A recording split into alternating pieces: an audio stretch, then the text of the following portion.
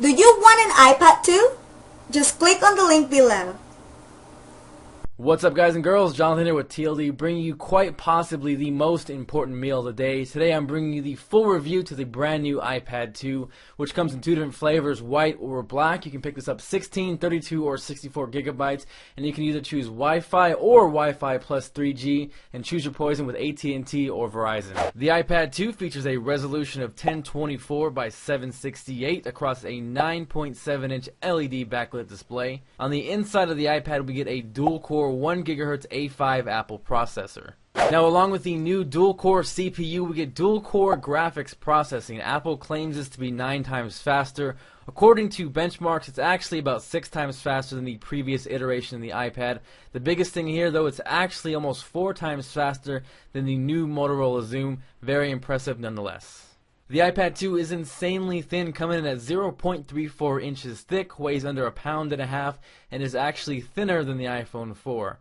On the bottom of the iPad, you get your traditional Apple 30-pin dock connector, and to the left of that is the much improved speaker. You don't get so much of a volume increase, but it definitely is clearer. From left to right, we get the 3.5mm headphone jack, the built-in microphone, the rear-facing HD camera, which shoots at 720p, 30 frames per second. Just above that is the wake sleep button, and to the right of that is the mute button, alongside with the volume rockers up and down. On the front of the iPad, we get the front-facing VGA quality camera, which you're going to use for FaceTime video chat or photo booth, which will open up right now so you guys can get an example of how it works. The camera isn't great by any means. Don't expect it to replace your Canon or your Nikon, but photo booth is actually a lot of fun. You guys can see me looking like a goofball right here.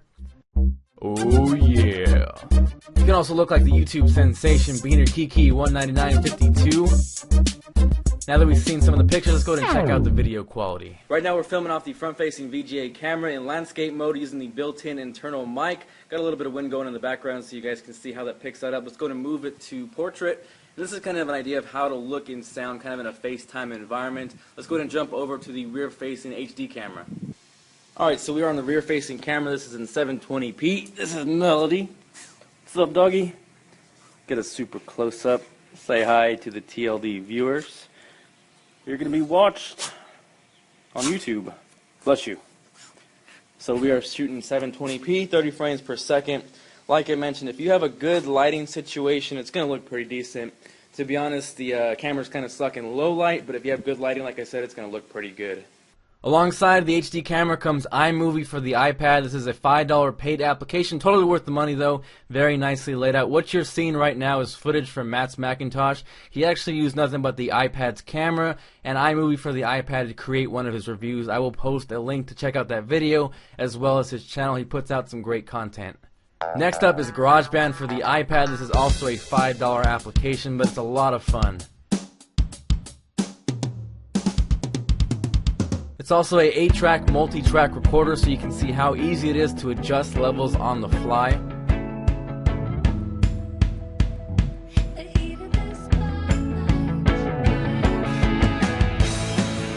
Here's an example of smart drums for GarageBand on the iPad. You can manipulate the drums, get random patterns. Pretty cool for songwriting. You can move the kicks, the snares, change it from simple, complex, loud, and quiet. Overall, I had a lot of fun playing with GarageBand. Definitely go pick this app up if you got the iPad.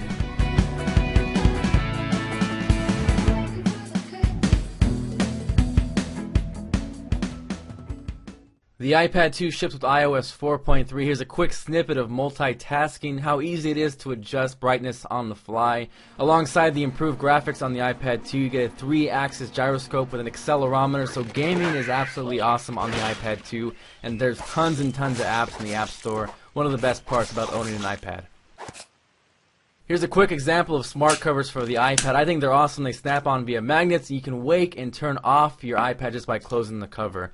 Overall, I'd say the iPad 2 is definitely a worthy upgrade if you own the iPad 1. I wouldn't necessarily go run out and sell your iPad to go get this one unless you really look forward to the front-facing or the rear-facing cameras for FaceTime, or you do a lot of gaming because the graphics has definitely improved. The iPad is super light. It feels really good in your hands. You can pick this up in white or black. I would personally recommend it. Really enjoying the iPad 2 so far. Thanks for watching this review. Feel free to subscribe if you haven't already. Make sure to check out a few different videos covering the iPad, the unboxing if you missed that, and I'll catch you guys later. Win an iPad too. Click the link below.